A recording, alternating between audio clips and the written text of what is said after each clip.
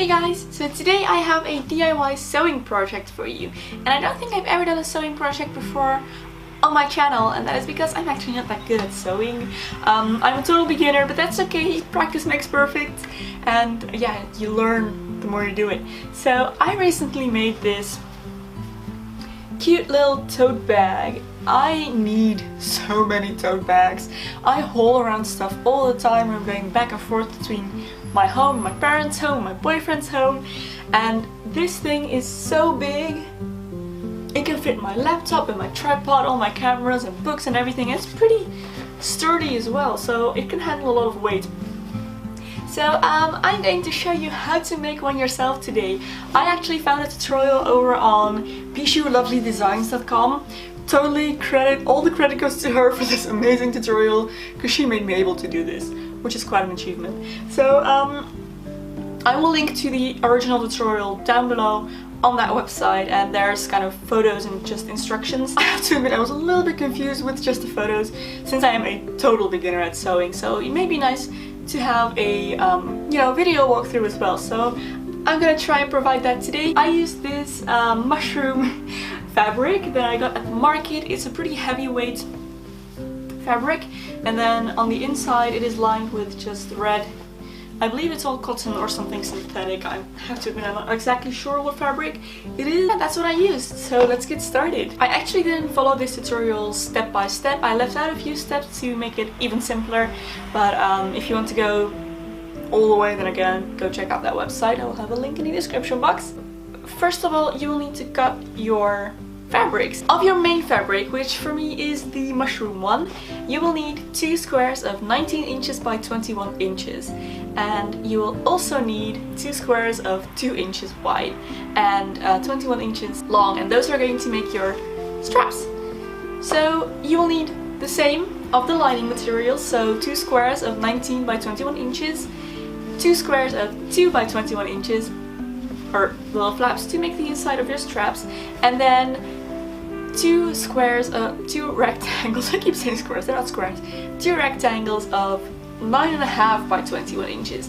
And that is going to make this part right here. Okay, so now we're going to start sewing the base panel onto the main fabric. So what you want to do is place your bag with the 21-inch side horizontally, and place your base piece with the wrong side up on top of the main piece. And you want the bottom edge of your base piece to be 8.5 inches from the bottom of your main fabric. So then you want to pin that down and sew it up. And you want to do the same thing with the other main piece, obviously. So then you want to flip your base fabric over and press your seam. And now you should have, this piece all ready to go. So now you're going to take both of your outer fabric pieces and pin them together with the right sides together, and make sure to align your base seams so that the whole bag will be, same height. So pin them together, and you want to sew all around, but make sure to leave the top open. So then you want to pin your big lining pieces together and pin them right sides together.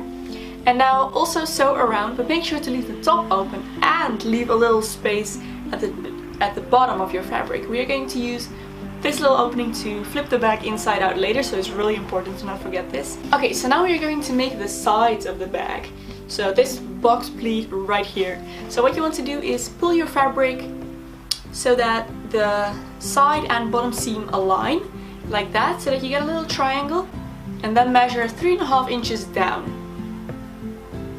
Draw a line there, and then sew along that line. And you might want to sew a couple of times just to make sure that this is really strong. And then you want to do the same thing to your lining. So again, align the seams, make a little triangle, and then measure 3.5 inches down and sew along that line. And then you just want to cut off your triangles about 1/2 inch from where you sewed it. So next we're going to work on the straps. Now what you want to do is just pin your main fabric to your lining fabric, right sides together, and sew along the edges. Then you want to flip them inside out and press these seams. And now it's going to get a little bit more complicated. So you're going to place your handles inside your lining, and they're going to be pointing downwards, and you want your the tops of your handles to be around 5.5 inches from the outer edges of your bag, and you want there to be about 5 inches of space in between them.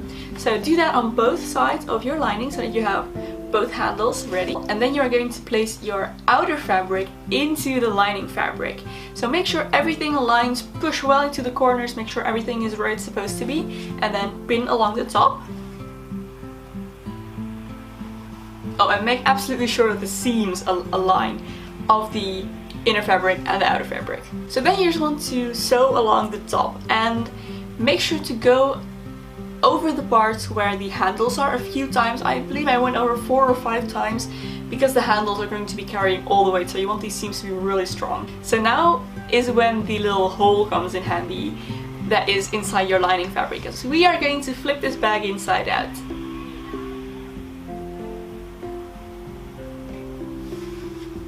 So now your bag is almost finished. All you want to do now is press the seams on the top and then of course close up your little hole in the lining fabric, and you can just do that by hand, and then your bag is done and it should look something like this. Now the original tutorial calls for some top stitching. I left that out because I'm not comfortable enough with my sewing yet, which pretty much means I cannot sew in a straight line and I didn't want to ruin my bag with crooked top stitching, so I just left that out. But it does add a little bit more of a fancy look or a professional look and a little bit of sturdiness as well, so you may want to consider doing that if you can sew in a straight line. This is the finished result and I am so happy with it. I love my new little bag. So I really hope you enjoyed this tutorial and you found it helpful, guys. Good luck with your project. I hope it turns out amazing. I have to thank you guys so much for watching, and I will see you very soon in another video. Bye!